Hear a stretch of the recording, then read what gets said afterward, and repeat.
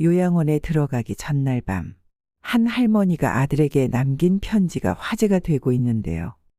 집에 함께 모시고 살고 싶었던 아들과 그것을 반대하는 며느리 부부의 다툼 끝에 어쩔 수 없이 요양원에 들어가기로 결심한 한 할머니가 아들에게 요양원에 들어가기 전 남긴 편지인데요.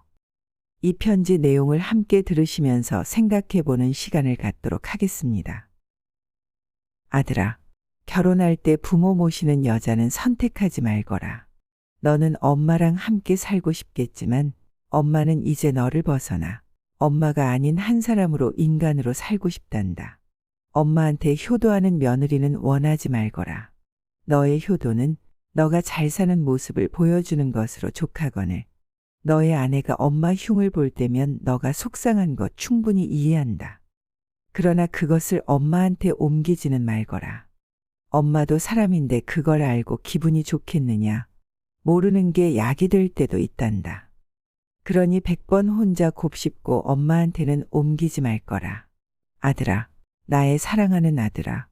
나는 널 뱃속에 품고 낳고 키우느라 평생을 바쳤으며 널 위해서라면 당장 죽어도 서운한 게 없단다. 그러나 너의 아내는 그렇지 않다는 걸 너가 이해하거라. 너도 너의 장모를 위해서 내 엄마만큼 잘해주지 않잖니. 아들아, 혹시 이 어미가 가난하고 약해지거든 조금은 보태주거라. 널 위해 평생을 바친 엄마이지 않니. 그것은 아들로서의 도리가 아니라 사람으로서 도리가 아니겠니. 독거노인을 위해서 봉사하는 사람들도 많은데 이 어미가 가난하고 약해질 때 자식인 내가 돌보지 않는다면 어미는 얼마나 서럽겠니. 널 위해 내 한 몸 희생했다 생각하지 않지만 내가 자식을 잘못 키웠다는 자책은 안 했으면 좋겠구나. 아들아, 내가 멀리 있다 할지라도 명절이나 애비 생일은 좀 챙겨다오. 내 생일은 내가 여태까지 한 번도 잊지 않았다. 내 아내에게 떠밀지 말고 내가 챙겨주면 좋겠구나.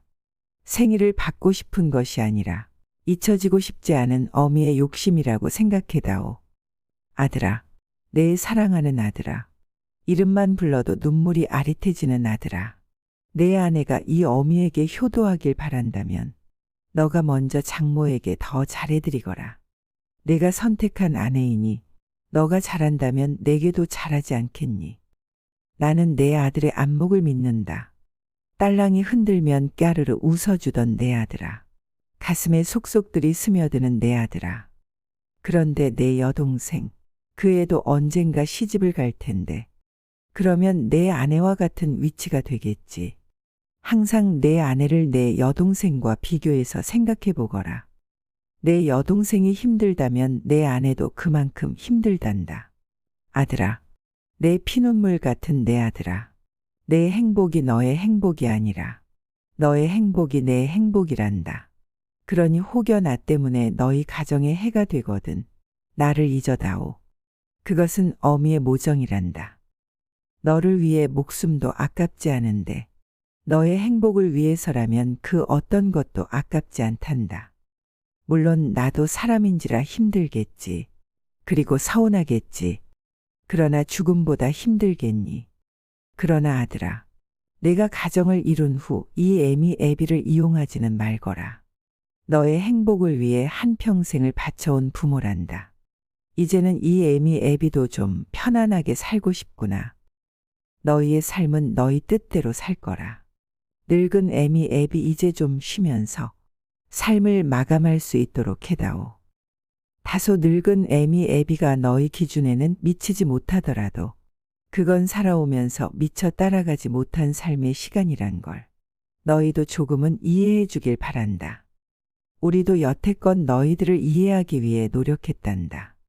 우리가 하는 쓸데없는 잔소리와 너희들에겐 들리지도 않을 삶의 가치관들이 너희에게 이해되지 않는 부분들이 많다는 걸 우리도 안단다. 한 귀로 듣고 한 귀로 흘려다오. 우리는 그런 거 잘 모른단다. 아니 모르는 게 약일 수도 있단다. 아들아, 우리가 마지막까지 원하는 건 너희들의 행복이란다. 아들아, 사랑하는 내 아들아, 건강하게 잘 지내거라. 몸은 멀리 떨어져 있어도 너는 언제나 내 아들이란다. 구독자 여러분은 이 편지를 읽고 어떤 생각이 드셨나요? 아들은 착한데 며느리는 천하의 나쁜 사람처럼 느껴지시나요? 그렇다고 이 글의 시어머니와 며느리 관계가 아주 나쁘거나 그렇지도 않았다고 합니다. 우리 평범한 집안들이 의례 그렇듯이 말이죠. 며느리는 명절이나 집안의 대소사에 할 도리를 다하고 시어머니도 며느리에게 크게 간섭하지 않으셨으니 그저 그렇게 잘 지내왔습니다. 시어머니가 나이 들고 요양원에 가야 한다는 이야기가 나오기 전만 하더라도 좋은 시어머니 만나서 이만하면 편하게 지낸다고 남편과 이야기할 정도였다고 합니다. 그러다 이제 시어머니가 점점 나이가 드시면서 문제가 생겨나기 시작한 겁니다. 그때부터 별 문제 없이 평범했던 가정에 어머니 모시는 문제로 부부싸움이 조금씩 시작되었습니다. 나이가 드신 노모가 혼자 사시게 되면서 남편은 아내가 며느리로서 자기 어머니를 더 자주 챙기고 돌보기를 원했고 며느리는 자기 할 일도 있고 애기들도 돌봐야 하니 힘들 수밖에요. 그래도 자신들이 할 수 있는 선에서 자주 찾아뵙고 최선을 다해왔다고 합니다. 그런데 일을 하던 아내가 몇 달 전 일을 그만두게 되었습니다. 그리고 일을 그만두자마자 시어머니의 병환이 더 심해지면서 남편과 아내의 갈등이 점점 심해졌습니다. 아내는 어머니를 요양원에 모실 생각으로 여기저기 알아보고 있었는데 그걸 알고는 남편이 안 된다. 어머니를 집에서 모셔야 한다며 크게 화를 냈습니다. 당신이 일도 그만두었으니 당연하게 집에서 어머니를 모셔야 하는 거 아니냐고 했습니다. 어머니를 집에서 모시는 일이 당연한 며느리의 일처럼 말하는 남편에게 너무나 화가 났습니다. 아무리 이성적으로 생각해봐도 아이들도 아직 어리고 일을 그만두었더라도 신경 쓸 일이 많으니 도저히 집에서 모시는 것은 무리라고 생각했답니다. 생각을 정리하고 남편에게 도저히 안 되겠다고 했더니 남편이 무슨 소리냐며 더욱 화를 냈다고 하는데요. 이제는 누구나 나이 들면 어쩔 수 없이 요양원이나 요양병원을 알아봐야 하는 시대라고 하는데요. 오래 살게 된 만큼 좋은 것도 많지만 이렇듯 누군가에게는 오래 사는 것이 재앙처럼 느껴질 수도 있다는 겁니다.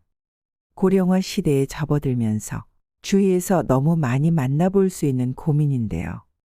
기대 수명은 100세 시대라고 하더라도 건강 수명은 그것을 따라가지 못해 70세가 넘어가면 아픈 곳이 여기저기 늘어나 약봉지를 몇 봉지쯤 들고 다녀야 하는데요.